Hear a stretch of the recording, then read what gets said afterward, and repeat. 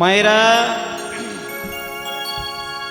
শ্রীবাস পণ্ডিত হচ্ছে চৈতন্য মহাপ্রভুর একজন অন্তরঙ্গ পার্ষদ। শ্রীবাস পণ্ডিতের ঘরের মধ্যে চৈতন্য মহাপ্রভু নাচছেন, মহাপ্রভু গাইছেন, ভক্তদের সঙ্গে হরিনাম করছেন। এমন সময় মহাপ্রভু গভীর রাত্রিতে কীর্তন বন্ধ করে দিয়ে শ্রীবাস পণ্ডিতকে কাছে ডেকে বলছে, শ্রীবাস, হ্যাঁ শ্রীবাস,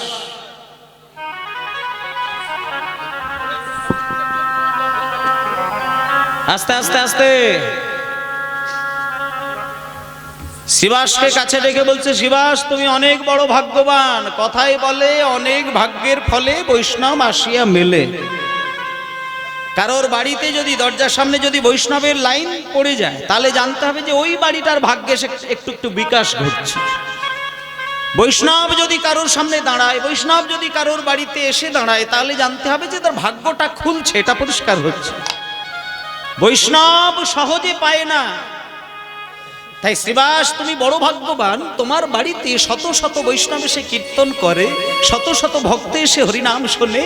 জানো শ্রীবাস, আজকে না তোমার বাড়িতে দুইজন নতুন ভক্ত এসে দাঁড়িয়েছে। শ্রীবাস পণ্ডিত বলছেন, প্রভু আমার বাড়িতে নতুন ভক্ত কোথায়? তুমি জানো না, একই মায়ের পেটের দুই ভাই, একই মায়ের গর্ভে জন্ম নিয়েছিল দুই ছেলে। তারা সংসার ছেড়ে দিয়ে, সংসারের দায়ী দায়িত্ব ছেড়ে দিয়ে আমার কাছে এসেছে হরিনাম করবে বলে। দেখো দরজার বাইরে ধাক্কা ধাক্কি করছে আমাকে দেখার জন্য। ও মায়েরা, শ্রীবাসের ঘরটা কিন্তু ইটের দেওয়াল নয়, আর ওই ভালো কাঠের দরজা নয়। শ্রীবাসের ঘর হচ্ছে বাঁশের তৈরি জানালা, বাঁশের তৈরি দরজা, খড়ের চাল, ভেতর বার সব দেখা যায়। মহাপ্রভু হরিনাম করতে করতে করতে করতে হঠাৎ দরজার দিকে তাকিয়েছে, দেখলো দুটো ছেলে, দুই ভক্ত দরজায় ধাক্কা ধাক্কি করছে ভেতরে ঢোকার জন্য। মহাপ্রভু বলছে, শ্রীবাস তুমি দরজাটা খোলো আর আমার আদেশটা শুধু জানিয়ে দিয়েছো। তুমি দরজাটা খুলবে, ওদের কাছে দাঁড়াবে, আর আমার একটা আদেশ পরিষ্কার করে জানিয়ে দেবে, ওদের মধ্যে যে ছোট ভাই, যে ছোট, সে সারা জীবন আমার সঙ্গে হরিনাম করবে। কিন্তু ওদের মধ্যে যে বড় ভাই, তাকে তুমি বলে দেবে, শত জন্মে আমার কৃপা হবে না। প্রভু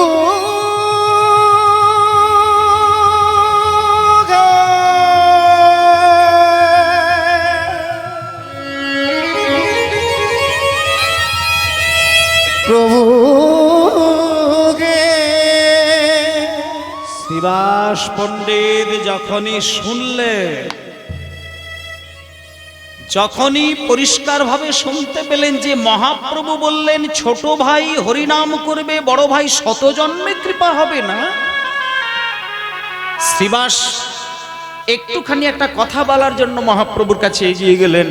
মহাপ্রভুর কাছে গিয়ে হাত জোড় করে বলছেন, প্রভু বলছিলাম কি যে একই মায়ের পেটের দুই ভাই, তা ছোট ভাইকে আপনার চরণে টেনে নিলেন আর বড় ভাইকে বললেন শত জন্মে কৃপা হবে না। আমার তো মনে হচ্ছে এটা অন্যায় হয়ে যাচ্ছে প্রভু।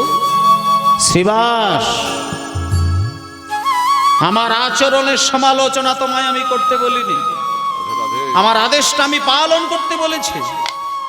ওমা, একটা কথা বললি, যারা মহৎ হয়, যারা ভদ্রলোক হয়, খাঁটি ভদ্র মানুষ যারা হয়, তাদের আচরণটা কিরকম জানেন? কারোর উপরে যদি কোমল হয়ে যায়, দেখবেন কুসুমের থেকে সে কোমল হয়ে যেতে পারে। একটা ভদ্র, সৎ, আদর্শবান মানুষের ক্ষেত্রে সে যদি কারোর উপরে কোমল হয়, মনে হয় সে কুসুমের থেকে কোমল হতে পারে। আর কারোর উপরে যদি কঠোর হতে পারে, তাহলে বজ্রের থেকে সে কঠোর হয়ে যেতে পারে। আজকে শ্রীবাস পণ্ডিত যখন মহাপ্রভুকে বললেন যে ছোট ভাইকে স্থান দিলাম, বড় ভাইকে শত জন্মে কৃপা হবে না, এটা তো অন্যায় হয়ে যাচ্ছে প্রভু। মহাপ্রভু ধমক দিয়ে দিলেন, দাঁড়াও, তুমি আমার মুখের ওপরে কথা বলো না, আদেশটা জানিয়ে দিয়ে এসো। দেখুন কষ্ট করে কিরকম ভাবে বৈষ্ণব সেবা করা যায়। সঙ্গে সঙ্গে শ্রীবাস পণ্ডিত কোনো কথাটি না বলে হাত জোড় করে মাথাটা নিচু করে গিয়ে দরজাটা আস্তে আস্তে খুললেন। আর জানা দরজাটা খুললো, দুই ভাই হাত তুলে দাঁড়িয়েছিলেন। শ্রীবাস পণ্ডিত তাদের কাছে গিয়ে বলছেন, কে আপনারা? বড় ভাই সামনে এসে বললেন, শ্রীবাস পণ্ডিত, আপনি বড় ভাগ্যবান, আপনার বাড়িতে স্বয়ং মহাপ্রভু নাচছেন, গাইছেন। শ্রীবাস পণ্ডিত এই মহাপ্রভুকে দেখার জন্য, মহাপ্রভুর সঙ্গে হরিনাম করার জন্য এই আমরা দুই ভাই সেই বর্ধমান জেলা থেকে ছুটে এসেছি এই জায়গায়। এই আমি হলাম বড় ভাই, আমার নাম মুকুন্দ সরকার, আর এই হলো আমার ছোট ভাই, এর নাম নরহরি সরকার। শ্রীবাস পণ্ডিত, আমাদের দুই ভাই আর সংসার ভালো লাগে না, আর ওই সংসারের জ্বালা পছন্দ হয় না, একটু দুই ভাইকে ভেতরে নিয়ে চলুন না, মহাপ্রভুর চরণের সন্ধান একটু দিন না।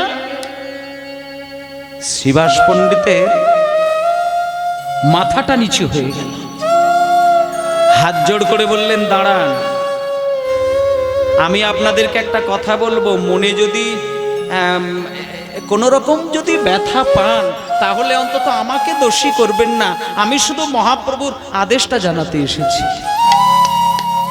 আপনাদের দুই ভাইয়ের উপরে মহাপ্রভুর একটা আদেশ আছে, বলবো? আপনাদের মধ্যে যিনি ছোট ভাই, তিনি সারা জীবন মহাপ্রভুর সঙ্গে হরিনাম করবে, কিন্তু আপনাদের মধ্যে যিনি বড় ভাই, তার উপরে মহাপ্রভুর আদেশ, তিনি শত জন্মে গৌর কৃপা পাবেন না। কৃপা করো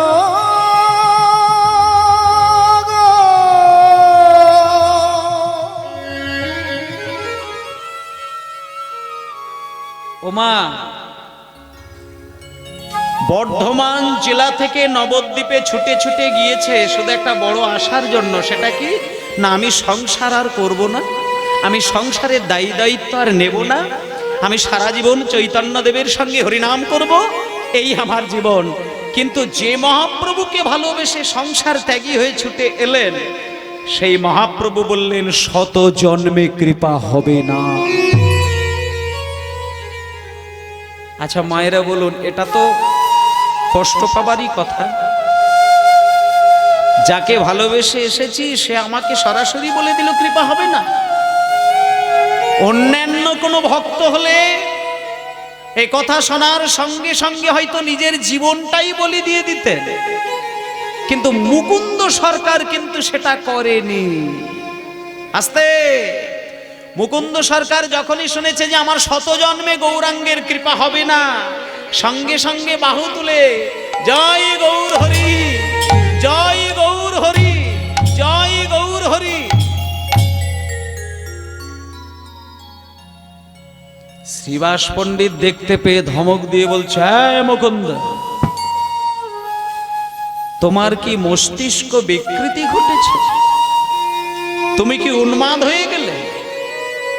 মহাপ্রভু বললেন শত জন্মে কৃপা হবে না, আর তুমি জয় গৌর হরি, জয় গৌর হরি বলে নাচছ। আমাকে যদি মহাপ্রভু এই কথাটি বলতেন, আমি এখনই প্রাণ বিসর্জন দিয়ে দিতাম। মুকুন্দ হাত জোড় করে বলে, ওগো শ্রীবাস, আমার মস্তিষ্ক বিকৃতি ঘটে নাই, আমি উন্মাদ হই নাই আর পাগল হই নাই।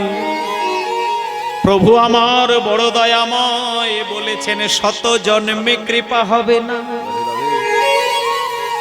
যদি একবার বলে দিতেন কোনো জন্মেও কৃপা হবে না, তাহলে আমি আমার প্রাণ বিসর্জন দিতাম।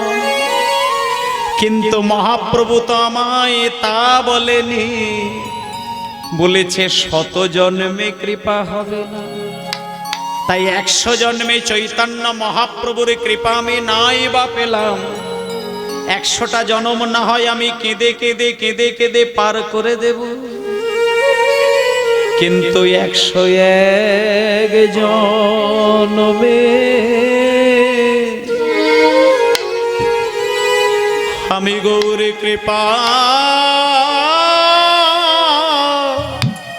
পাব। নিতাই গৌর হরিব। 101 জনমে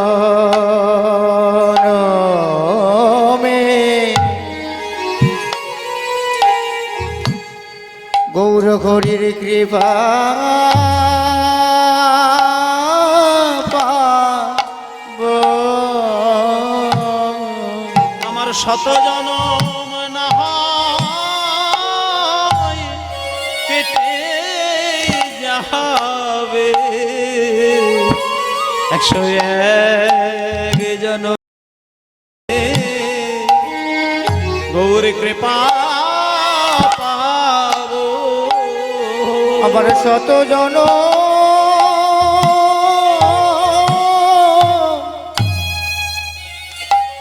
আমার কেটে যাবে, কিন্তু 101 জনমে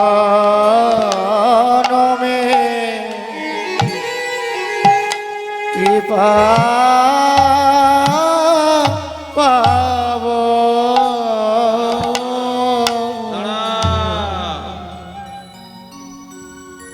এত বড় ধৈর্য কি মানুষের হয়? কি ধৈর্যের পরীক্ষা মা দেখুন, 100টা জনম কাটিয়ে দেবে। ভেতরে মহাপ্রভু ছিলেন, ছুটে এসে মুকুন্দকে বুকে জড়িয়ে ধরলেন। মুকুন্দ, তোমার বুকের ভেতরের হৃদয়ের ভেতরে যে এতখানি ধৈর্য, এটা আমি পরিষ্কার ভাবেই জানতাম, কিন্তু সাধারণ লোকে তো এটা জানতো না। সাধারণ লোকের মধ্যে জানানোর জন্য, বোঝানোর জন্য আমি তোমাকে একটুখানি কথাটা বলে দিলাম। তোমার বুকে বড় ব্যথা লেগেছে না মুকুন্দ? মুকুন্দ সরকার বলছে, প্রভু আমার বুকে কোনো ব্যথা লাগেনি, শুধু আপনার চরণে আমাকে একটুখানি জায়গা করে দিন। দাঁড়াও মুকুন্দ, দাঁড়াও, আমি তোমাকে একটা আদেশ দেব, তুমি কি সেটা পালন করবে? মুকুন্দ সরকার বলছে, প্রভু আপনি শুধু বলুন না, আপনার কি সেবা আমি করতে পারি। শোনো মুকুন্দ, তোমরা একই মায়ের পেটের দুই ভাই, সংসার ত্যাগী হয়ে বাবাজি হয়ে যদি ছুটে এসে হরিনাম করো, লোকে ভাববে সংসার ত্যাগী না হলে বোধহয় কৃষ্ণ সেবা করা যায় না, গৃহত্যাগী না হলে বোধহয় হরিনাম করা যায় না। তাই শোনো বাবা, তোমার ছোট ভাই আমার কাছে থেকে যাক, আজ যাবার দরকার নেই, কিন্তু তুমি যে বাড়ির বড় ভাই, বাড়ির বড় হতে গেলে সংসারের দায় দায়িত্বটা বড়কে একটু সামলাতে হয়। তুমি বড় ছেলে, সংসারের দায় দায়িত্ব বোঝা তোমাকেই নিতে হবে। তাই তুমি শোনো, তোমার ছোট ভাই আমার কাছে থাক, আর তুমি আমার দেওয়া হরিনাম নিয়ে তুমি একটুখানি কষ্ট সহ্য করে তুমি তোমার গ্রামে ফিরে যাও, চলে যাও, ফিরে যাও, ফিরে যাও শ্রীখণ্ডে, ফিরে যাও, ফিরে যাও। নিতাই গৌর হরিব। শ্রীখণ্ডে ফিরে যাও, ফিরে যাও, ফিরে যাও শ্রীখণ্ডে, ফিরে যাও, ফিরে যাও, যাও, যাও, ফিরে যাও, ফিরে যাও, যাও, যাও, ফিরে যাও, ফিরে যাও, যাও, যাও, ফিরে যাও, ফিরে যাও, যাও, যাও, ফিরে যাও, ফিরে যাও, ফিরে যাও শ্রীখণ্ডে, ফিরে যাও, ফিরে যাও, ফিরে যাও। শ্রীখণ্ডে ফিরে যাও। ও আজকে আমরা লীলাটি যে ঘটনাটি শুনছি, আপনারা তো বিভিন্ন জায়গায় বেড়াতে গেছেন, নবদ্বীপ গেছেন, বৃন্দাবন গেছেন, দ্বারকা, মথুরা, হস্তিনাপুর, অনেক অনেক অনেক অনেক জায়গায় বেড়াতে গিয়েছেন। কিন্তু আজকে যে বিষয়টি আপনারা শুনছেন, এটা কোনো বানানো কাহিনী নয়। এই জায়গাটা যদি শুধু দর্শন করে আসেন, জীবনটা ধন্য হয়ে যাবে। এখনো সেই জাগ্রত বিগ্রহের প্রমাণ সেই জায়গায় রয়েছে। যে ঘটনাটা ঘটেছিল যেই জায়গায়, সেই লীলার প্রমাণ এখনো সেইখানে রয়েছে। আপনারা অবশ্যই দেখে আসবেন। এবং আমি আপনাদের একটা কথা বলে দিই, প্রত্যেক বছর অগ্রহায়ণ মাসের প্রথম একাদশী যে দিনটা পড়বে, ওই একাদশীর দিন কাউকে জানানোর দরকার নেই, কোনো কিছু যাচাই করার দরকার নেই। আপনি নীরবে নিশ্চিন্ত মনে চলে যান সেই জায়গায়, গিয়ে দেখবেন সারা বাংলার বৈষ্ণব সমাজ যার জন্য পাগল, সেই বৈষ্ণবের ইতিহাসের প্রমাণ সেইখানে দেওয়া রয়েছে। আমি একটু পরে তার বৃত্তান্ত আপনাদের কাছে পরিবেশন করব, একটুখানি মন দিয়ে ঘটনাটা শুধু শুনে যান, পাগল হয়ে যাবেন যে এত বড় বড় ঘটনা বাংলার মাটিতে ঘটেছে, কিন্তু আমরা সন্ধানই পাই না। সেই জায়গা কোন জায়গা? শ্রীখণ্ড গ্রাম। শ্রীখণ্ড গ্রামে যেতে গেলে কিভাবে যেতে হয় আমি কিছুক্ষণ পরেই তার ঠিকানাটা দেব, এবং সেখানে গেলে কি কি দেখতে পাবেন সেই সমস্ত প্রমাণগুলো আমি একটু পরে দিয়ে দিচ্ছি। আপনারা অবশ্যই যাবেন, এবং যদি পারেন অগ্রহায়ণ মাসের প্রথম একাদশীতে যাবেন। লক্ষ লক্ষ মানুষের ভিড়, এবং সারাদিন রাত্রির ধরে কীর্তন গান হচ্ছে, এবং লক্ষ মানুষের সেবা ওই জায়গায় চলছে। দেখলে অবাক হয়ে যাবেন। তা সেইখানে অবশ্যই যাবেন, নিজের জীবন ধন্য হয়ে যাবে। ঘটনাটা শুনে যান মন দিয়ে, দেখবেন ব্যাকুলতার সঙ্গে পাগল হয়ে যাবেন সেই জায়গায়। চলুন ফিরে যাও। কাকে বলছেন? মুকুন্দ সরকারকে বলছেন। দাঁড়াও, লীলাটাকে একবারে হৃদয়ে ছবির মতো দর্শন করবেন, কানে শুনবেন, হৃদয়ে ছবি দেখবেন। যেটা রেডিওতে এককালে মানুষ রেডিও শুনতো, ছবির মতো দেখতো হৃদয়ে, সেই রকম ভাবে দেখতে হবে। এমন ভাবে কানে শুনবো যার হৃদয় পটে আমি ছবির মতো দর্শন করব, এইরকম একটা ভাব যেন থাকে। চলুন, মুকুন্দ সরকারকে মহাপ্রভু পরিষ্কার করে বলে দিচ্ছেন, মুকুন্দ, আমার এই জিহ্বা দিয়ে যে উচ্চারণ করা কৃষ্ণ নাম, হৃদয়ের যে প্রেম ভক্তি মাখানো যে কৃষ্ণ নাম, সেই কৃষ্ণ নাম তুমি হৃদয় মাঝে নিয়ে গিয়ে তুমি চলে যাও তোমার গ্রামে। ফিরে যাও, ফিরে যাও ওই শ্রীখণ্ডে, ফিরে যাও, ফিরে যাও, হরি হরি বল। ফিরে যাও শ্রীখণ্ডে, ফিরে যাও, ফিরে যাও, ফিরে যাও শ্রীখণ্ডে, ফিরে যাও। এবার দাঁড়াও, যখনই বলেছে ফিরে যাও, মুকুন্দ সরকারের বুকে একটু ব্যথা লাগলো। মহাপ্রভুর একেবারে কাছে গিয়ে হাত জোড় করে বলছেন, প্রভু, একই মায়ের পেটের দুই ভাই, ছোট ভাইকে আপনার চরণে স্থান দিলেন, আমাকে সংসারের কালো পাঁকের মধ্যে ঠেলে ফেলে দিচ্ছেন প্রভু। যখনই কালো পাঁক বলেছেন, মহাপ্রভু রেগে উঠলেন, মুকুন্দ, সংসারকে কালো পাঁক বলার অধিকার কে দিয়েছে? কে দিয়েছে তোমায় সংসারকে কালো পাঁক বলার? সংসার যদি কালো পাঁকই হয়, তাহলে আমারও জন্ম ওই কালো পাঁকের মধ্যেই হয়েছে। না, ভুল করেছো মুকুন্দ, আর কোনোদিনই ভুল করবে না। শোনো মুকুন্দ, যারা বাবাজি হয়ে হরিনাম করে তারা তো ভগবানকে পাবে, যারা গৃহত্যাগী হয়ে হরিনাম করে তারা তো মহাপ্রভু ভগবানকে পাবেই। কিন্তু মুকুন্দ, সংসারের হাজার দায়িত্ব সামলিয়ে, সংসারের জ্বালা যন্ত্রণা বিরহ বেদনা সহ্য করে, তার মাঝ থেকে সময় বার করে যদি ভগবানকে ডাকে, তার জন্য ভগবান যে আরো বেশি খুশি হয়ে। মুকুন্দ, শোনো মুকুন্দ, তোমার ছোট ভাই আমার কাছে থাক, কিন্তু তুমি আমার হরিনাম নিয়ে কিচ্ছু করার দরকার নেই। শুধু হরিনামটা যত্ন করে নিয়ে গিয়ে দারে দারে গিয়া জীবের চরণ ধরিয়া হরি হরি বল। দারে গিয়া জীবের চরণ ধরিয়া দানে দানে গিয়া জীবে চরণ ধরিয়া দারে দারে গিয়া জীবের চরণ ধরিয়া দারে দারে গিয়া জীবে চরণ ধরিয়া এই হরি নাম মধুর নাম বিলাও বিলাও ফিরে যাও ফিরে যাও শ্রীখণ্ডে ফিরে যাও ফিরে যা ফিরে যা শ্রীখণ্ডী ফিরে যা ফিরে যাও ফিরে যাও শ্রীখণ্ডে ফিরে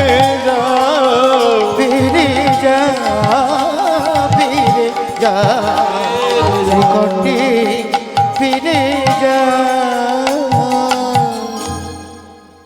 বাহ বাহ বাহ বাহ বাহ বাহ বাহ মুকুন্দ সরকার এইবার যখনই পিছন ঘুরেছে চলে আসবে বাড়িতে, হঠাৎ করে মহাপ্রভু হাতটা ধরলেন।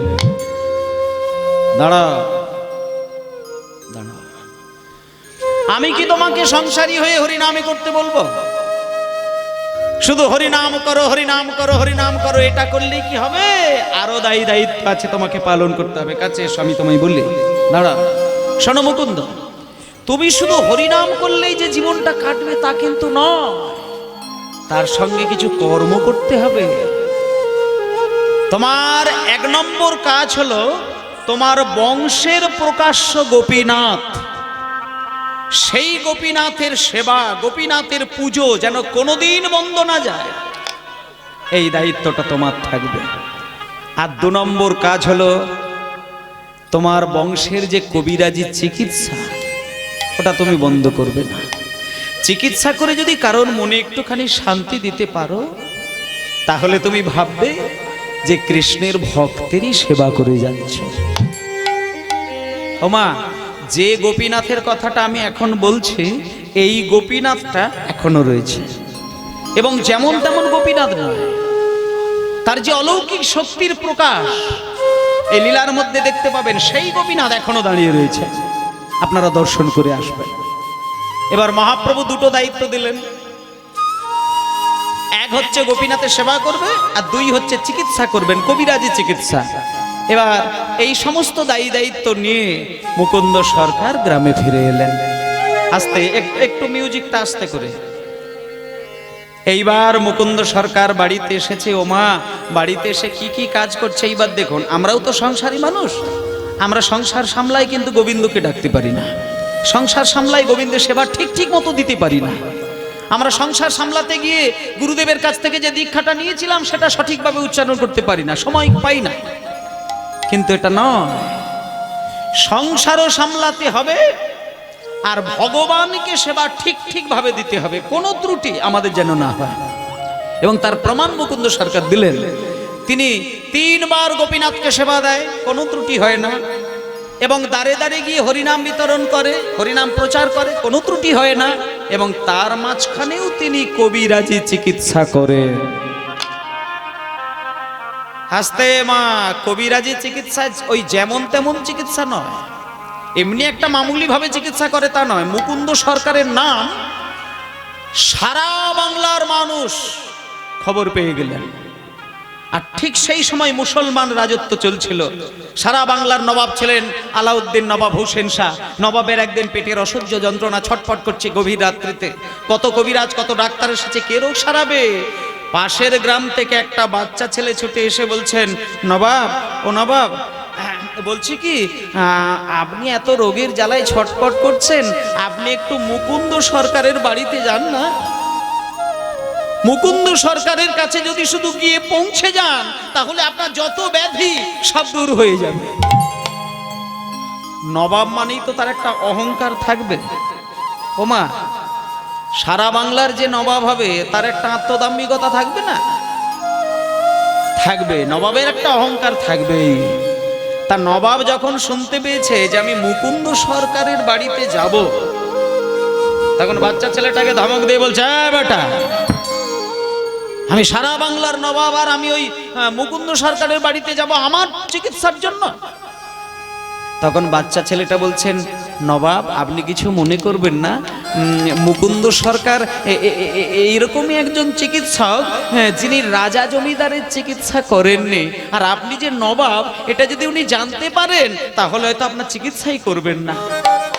আপনি ছদ্মবেশ ধারণ করে, আপনি ভিখারির বেশ ধারণ করে, আপনি ফকিরের বেশ ধারণ করে আপনি যদি একবার যেতে পারেন, আমি বলছি আপনার যত ব্যাধি সব দূর হয়ে যাবে। নবাব মনে মনে চিন্তা করছে, যাক, রোগের জ্বালায় কষ্ট পাওয়ার থেকে একটু কষ্ট করে আমি গিয়ে সেখানে দাঁড়াই। রোগ যদি সারে ভালো, আর যদি না সারে তো বেটাকে আমি মজা দেখিয়ে চলে আসবো। এই বলে নবাব করেছে কি, ছেঁড়া লুঙ্গি, ছেঁড়া জুতো, ময়লা জামা কাপড় পরিধান করে, কালি ঝুলি মাখিয়ে, চুলটাকে এলোমেলো করে এমন ভাবে রাস্তা দিয়ে যাচ্ছে লোকে বুঝতেই পারছেন না যে সারা বাংলার নবাব যাচ্ছে। এবার যেতে যেতে যেতে যেতে রাস্তা দিয়ে যাকে দেখতে পাচ্ছে তাকে জিজ্ঞেস করছে, ও দাদা, ও দাদা, এই মানে আমি একজন ফকির আর কি, মানে আমার টাকা পয়সা নেই, রাস্তায় ঘুরে ঘুরে খাই, বলছিলাম যে মুকুন্দ সরকারের বাড়িটা কোনটা? দাঁড়া, কি হচ্ছে? সামনে কীর্তন? কীর্তনটা কি জিনিস? ভগবানের নাম গান, ওটা ঠিক বুঝলাম না। ও গান বাজনা, আচ্ছা আচ্ছা আচ্ছা, মানে ওই যে গান বাজনা হয়। ও আসলে তোমাদের পাড়ায় যে গান বাজনাকে কীর্তন বলে সেটা জানবো কি করে? যখনই কীর্তন বলেছে, বলছে দাঁড়ান, কীর্তন না, শব্দটা ভালোভাবে উচ্চারণ করুন, কীর্তন। কীর্তন বলে, হ্যাঁ, আমাদের হিন্দু সনাতন ধর্মে ভগবানের তত্ত্ব কথা কীর্তন গানের মধ্য দিয়ে প্রচার করা হয়। বলে, ও আচ্ছা আচ্ছা আচ্ছা, দাঁড়াও দাঁড়াও দাঁড়াও, ও মা, ওই তার মানে যে বাড়িতে কীর্তন হচ্ছে মানে গান বাজনা হচ্ছে ওটাই মুকুন্দ সরকারের বাড়ি। বাহ, ঠিক আছে। এইবার নবাব চলেছেন, কেউ বুঝতে পারছে না নবাব যাচ্ছে। যেতে যেতে যেতে যেতে যেতে যেতে হঠাৎ একটা ঘরের ভেতর থেকে যেন গান বাজনার শব্দ পাওয়া যাচ্ছে। নবাব ভাবলো এটাই নিশ্চয়ই মুকুন্দ সরকারের বাড়ি। আচ্ছা, দরজাটা একটু খুলে দিই। এই বলে দরজাটা যেই খুলে দিয়েছে, ও মা, এ তো দেখি বাইরে শত শত লোক চিকিৎসার জন্য দাঁড়িয়ে রয়েছে। আর দূরের দিকে তাকিয়ে দেখছে মুকুন্দ সরকার আপন মনে গোপীনাথের কাছে তখনও গান গাইছে। এবার নবাব দরজার সামনে দাঁড়িয়ে স্থিরভাবে দাঁড়িয়ে গানটা শুনছেন, আর মুকুন্দ সরকার গানে তখন একেবারে বিভোর হয়ে গিয়েছেন। ওগো, দেখুন মুকুন্দ কবিরাজ কেমন করে গান করেন, মানে মনের কথাটা কি বলছে সেই ভাষাগুলো আগে মন দিয়ে শুনবেন। ওগো আমার মন। কীর্তন গানে মাঝে মাঝে যে গানগুলো হয় এগুলো অনেকেরই একটু বিরক্তও লাগে, আবার অনেকে অমৃতের আস্বাদন করতে পারেন। এখন গান হচ্ছে মানে মনটা একটু চঞ্চল হবে, ওটা করলে হবে না। গানের ভেতরে শব্দগুলোকে নিজের হৃদয়ের মধ্যেই ভাঙতে হবে। পদাবলীকে যে যতভাবে আস্বাদন করবে তবেই সে সঠিক বৈষ্ণবের রস আস্বাদন করতে পারবে। এই যে গানটা আমি গাইছি, গানটা একটু মন দিয়ে শুনবেন। ও গো আমার মন, আমার মন মন্দিরে মদন মোহন দাঁড়াবে নাকি গো। ভাষানোটা একটু কম, আসিয়া রিভাবটা বেশি ভাষানোর দরকার নেই, বেশি ভাষালে আবার অসুবিধা আছে। আমি পাথরের মন্দির গড়ে দিতে পারবো না,